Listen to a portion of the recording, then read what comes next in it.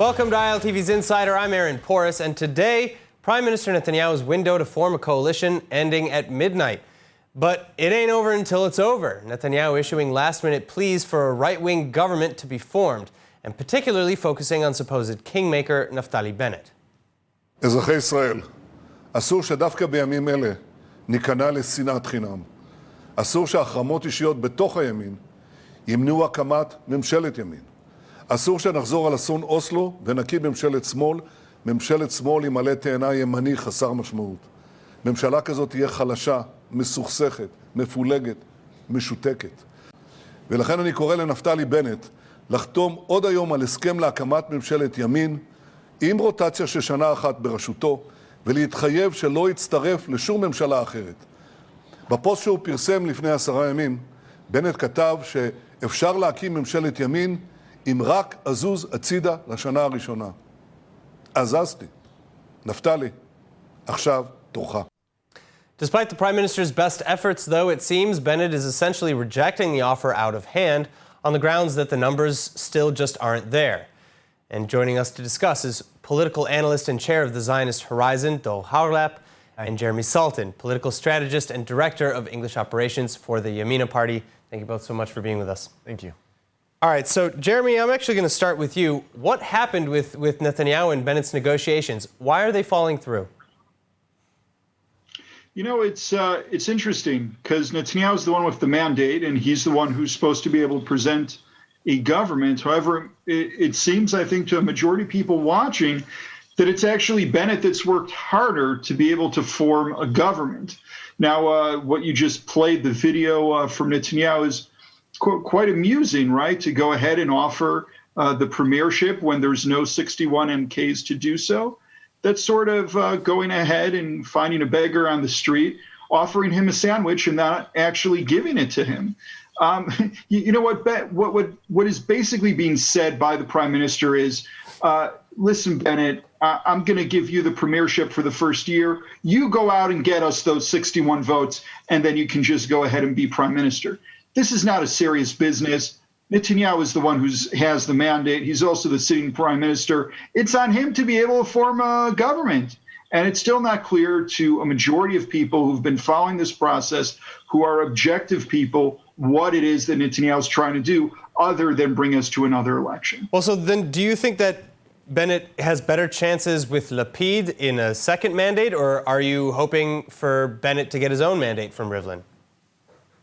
Look, what we've said all along, and this is very important, and if I haven't said this 20 times, I'll say it 20 more. We are the party that is going to do everything possible to try to prevent another election.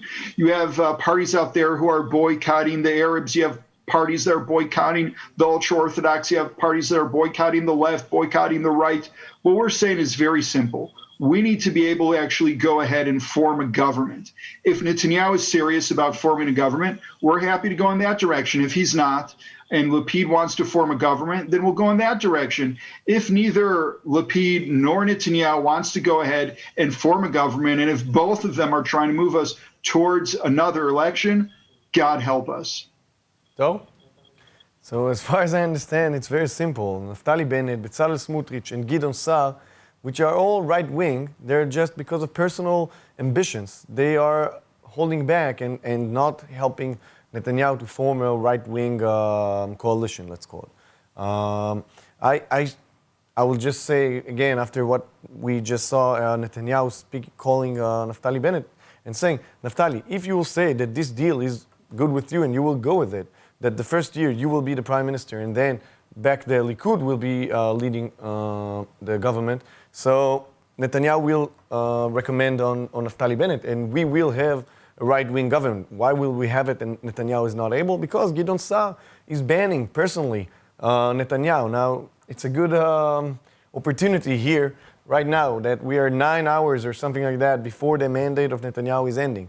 That I'm calling Gideon Sa'ar, Naftali Bennett, Bezalel Smotrich, put aside all the personal ego and work together towards a right-wing coalition.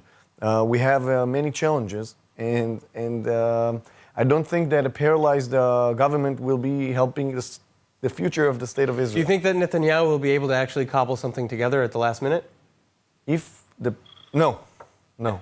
Like, I don't think that Netanyahu is hiding a trick or a rabbit in the... No, as far as I understand, the mandate will go through and we'll see what the president will decide to do with that. Jeremy, I want to bring you in. It sounded like you had a response here for Dole. Yes, of course I did. You know, I keep hearing this coming from the Likud and their various proxies that Naftali Bennett is the reason that we don't have a government. This stuff is ridiculous. Again, you said Smotrich, Bennett, Sar, they all have to come, and be a part of this process. Look, Bennett met with the prime minister 5 times. No one met with him 5 times. The only one who did was Naftali Bennett. They talked about many creative versions in which he could continue his premiership. And again, Bennett has said time after time, the 7 fingers that we have when it comes to forming a government, we can be counted on for Netanyahu to go ahead and do so. The easiest way for Netanyahu to form a government is to do what is called the coalition of 59, which includes Smotrich. But Netanyahu has chosen to not pressure Smotrich. And look, that's his right to do so. But I think that we've pressured Smotrich a lot more than anyone else has within the electoral establishment of the various political parties. And I think that it's very unfortunate that Netanyahu has done that. That maybe, again, this means that, again, Netanyahu is looking for another election. He's too afraid to do anything to harm the position with Smotrich because he needs him for a future coalition. But let's be honest about the situation we are. If Smotrich would agree to have some sort of cooperation from the outside, from Mansour Abbas, already tonight, he could go over to the president's house and Prime Minister Netanyahu would be able to have a solid coalition to go ahead and have the next few years with. He's not doing that. The one person that is holding it back is Smotrich. And then you want to talk about Sar. Sar is if Bennett is going to be able to convince Gideon Sar to go against his voters. But Jeremy, sorry for interrupting you, but when Naftali Bennett is not saying, I will not go to a left coalition, and I will not do this trick and shtick with Yair Lapid. Okay, when he's not saying that he will not go to this direction, he leaves the pressure on Smotrich and his party much smaller. Okay, now the Likud party and all the people around are, and I see it personally, pressuring Bezalel Smotrich from all around, from whoever we are able to do, to say to him, we'll have a nice right-wing coalition with, yes, it's not maybe perfect coalition because you have to go with Mansour Abbas, but as far as I can see, Mansour Abbas is only going on issues that are civil, and as a Likud party person, I don't see any problem with that. I'll be happy to have him today in the coalition, I have to say that. But because Naftali Bennett is not saying that he will not go, like before the elections, he promised that he will not sit under Yair Lapid. Now, I know that now he's not saying I will sit under Lapid. He says I will be the leader. Yes, but if the mandate will go to Yair Lapid, then personal legislation will go through against Netanyahu and will take away the democratic option for half of the country, half of the people. Look again, sorry for interrupting you again, but those 7 fingers of Naftali Bennett, those are the fingers that will let this happen. Now, I don't think that the voters of Naftali Bennett would like something like that to happen. Well, let's find out. Jeremy, your response? Yeah, look, it's very clear. The people who voted for Naftali Bennett and Yamina want to see Naftali Bennett as prime minister. If anyone paid attention yesterday, both Benjamin Netanyahu and Yair Lapid both recognized that the only way that we can form a government is for at least the term to start with Naftali Bennett as prime minister. So I really don't understand where that part of the conversation is going. We're not going to nominate Yair Lapid to get the mandate. You can get that out of your head. That's not going to happen. That's important. No, because we never said that we would. And the first time around, we didn't do that either. And there's been no indication that we do anything like that. If the Likud wants to go ahead and nominate us to get the mandate, that's fine. Yes. We'll be very happy to go ahead and take your endorsements, and then it'll be very interesting to see how the following days go. I know also from my talks with Shas, UTJ, even Smotrich, there's a very good chance that Bennett will get over 61 nominations tomorrow, at the president's residence. My understanding is Rivlin does not want to do it public as he did before. It's going to probably be through emails and the like. But look, the president can decide, it's within his purview, that he doesn't want to do this, and we'll go over to the situation of 61 signatures, and then we'll do it through that way, through the Knesset mandate. But again, the mechanisms right now are less important. We have a situation where what we're trying to do is form an election. I'm not we're gonna try to form rather the coalition rather going to election, and I'm not gonna apologize about that. What Smotrich is saying is, he wants either Gideon Sa'ar to come over, which isn't going to happen, or there'll be another election. Gideon Sa'ar is saying he wants Netanyahu to move to the other side, or there's going to be another election. What we're saying is very clear. We want to go ahead and work with whoever wants in order to form a coalition. We feel as the only country that's Jeremy, I have to interject. A 2020 budget. Jeremy, I have to interject. I'm sorry, but with everything that you're saying, why is it that you think that President Rivlin reportedly is saying, at least behind closed doors apparently, that giving the mandate to Naftali Bennett would be tantamount to giving Benjamin Netanyahu a second mandate? So, I think that Rivlin can tune in and watch how the person who's siding with Netanyahu is using his time to try to make it look how Bennett is in Lapid's pocket. So, look, I think it's been very clear throughout this process that everything we've said is what we've meant, and it all adds up. If you look back at all of our measures, we said beforehand that we were going to nominate Bennett in the president's house, even if we were in single digits. We went ahead and we did that. We said that Lapid, we would not sit underneath him, but we said that we would be fine going ahead and being in a situation where he would sit under us, and it's possible that we did that. We're in a situation also where we sat with Bibi plenty of times. We never ruled out. A lot of people attacked us for that. We never ruled out sitting in a government led by Benjamin Netanyahu, and that's also a possibility. And when it comes to our preferences, and we've said this 80 times, and I'll say it, for the 81st, our priority is a right-wing government. If we cannot establish a right-wing government, we'll go for a national unity government. If we can't do a national unity government, only then will we have to go to another election. But we think we should do everything possible in order to go ahead and prevent that. And there's no reason that we have to be in a situation that we have to go into this place where a lot of the parties are saying either do what we want or we go to an election. Okay. And, if Bibi wants to give us the mandate, that's great. If he doesn't want to, it's possible we'll get a majority of the nominations even without him. Look, no one knows how tomorrow's going to go, but Bibi still has until midnight to be able to do something, and he can spend all this time that he wants blaming us or anybody else. The mandate is his and his alone, and he can do whatever he wants with it until midnight. If he wants to offer something that's of normal, situation that will bring us to 61, we will go ahead, we will jump, we will be part of any attempt to bring a right-wing government to 61. Well, I'd like to pass this back to Dov now. Would you be in support of Bennett as prime minister leading a right-wing with center-left party government? As long as the borders of this coalition is with the Likud and with the right-wing parties. So why not if it's for the first year or something like that? And I will say again, Netanyahu has offered. Now, I don't care about the mandate, this mandate, because this mandate is already done. Okay, nothing will happen as far as I understand. But from tomorrow, we will have this fight on the next mandate for the next 21 days, 28 days. Now, the proposition to Naftali Bennett and the whole parties who are against Netanyahu personally, okay, which is even Lieberman, even Gideon Sa'ar, okay, we will have Naftali Bennett for 1 year. Netanyahu will not be the prime minister for that year, okay? This is a big accomplishment for what you personally, your ego, your ambitions would like to have. But after this year, the gravity of this coalition will go back to the Likud party, which is the biggest party.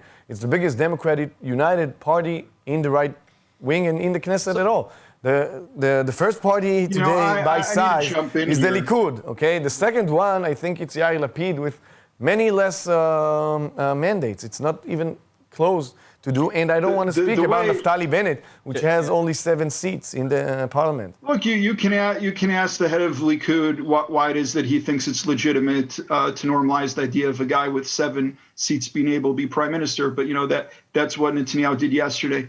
Look, you want to say that everything's about ambition and everything's about ego. First of all, yes, I believe so. One more time. I believe, Jeremy, that Netanyahu. There is zero ego here. Okay, whether I like it or not, when Smotrich won't sit with Abbas, that's ideology. That is not ego. That is ideology. No, When I Gideon believe Sa'ar that said Bezalel Smotrich is only thinking about the close future of how he will be positioned in the right wing, in the national arena of the Israeli publicity. I am and he would like to say very that I'm the only one who doesn't cooperate with the left side. I am very far. He can't even say that anymore with Noam, which is within his faction, supporting it. Noam is a different faction. No, it's a different. No, it's a different faction. Rav Tao doesn't listen to anyone else. He just goes what he wants. No, listen, I'm telling you straight up, and I'm no big fan of Bezalel Smotrich, and we have a lot of disagreements. I really believe it when he says that it's an ideological thing. And the same thing with Gideon Sa'ar. Gideon Sa'ar created an entire party and left the Likud because he doesn't believe in Bibi. That's not about, an ego situation. He created an entire party to do something completely different. What is the ideology of this party? What is the ideology of this party against specifically? That's the entire reason for the existence of his party. That isn't just a campaign promise. And the same thing with us. We never said that Bennett needs to be the leader of this. And I'll say this one more time. Any way to have 61, even if we're talking about that 59 coalition option where Netanyahu is prime minister for all 4 years. You only need Smotrich for that. You don't need, to convince Bennett. Bennett doesn't need to have the first year or the second year or whatever year of the premiership in that scenario. We need to put the facts on the table. Yamina has done everything possible within their power to move us towards a right-wing government. Netanyahu, for whatever reason, did not put the pressure on Smotrich. He did not put the pressure on Sa'ar. That's not true. He used his time. Personally, I was involved in those processes of putting this pressure on Smotrich. And I see that they did all the things that they were able to do. The fire. Bennett is getting the fire because the great majority of attacks. And it's ridiculous because out of the 3, he's not the one who's the obstacle to being able to form a government here. And I think, again, most people are looking at the situation, understand that from a very objective level. And if you've been paying attention to anything coming out of the Lapid camp, they're very, very worried about the stuff that Bennett has been doing insane. You guys want to pretend that we're in their pocket. To them, they think we're in your pocket, full stop, to the point where they don't want Bennett to even get the mandate. They want Lapid to get the mandate and then for him to give the premiership to Bennett because they don't trust us because of all the things that you mentioned in terms of the legislation and various possibilities. And because we've said, straight up that we prefer a right-wing government to a national unity government.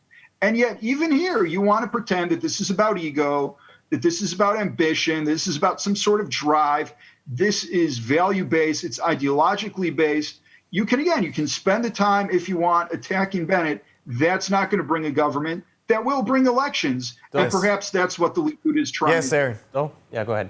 Yeah, no, you had a question. So, all right, well, so we've heard other reports, and I'll move this on, that Netanyahu actually in this next mandate, when it comes time to recommend somebody, that Netanyahu will push for the right-wing bloc to recommend Energy Minister Yuval Steinitz out of nowhere.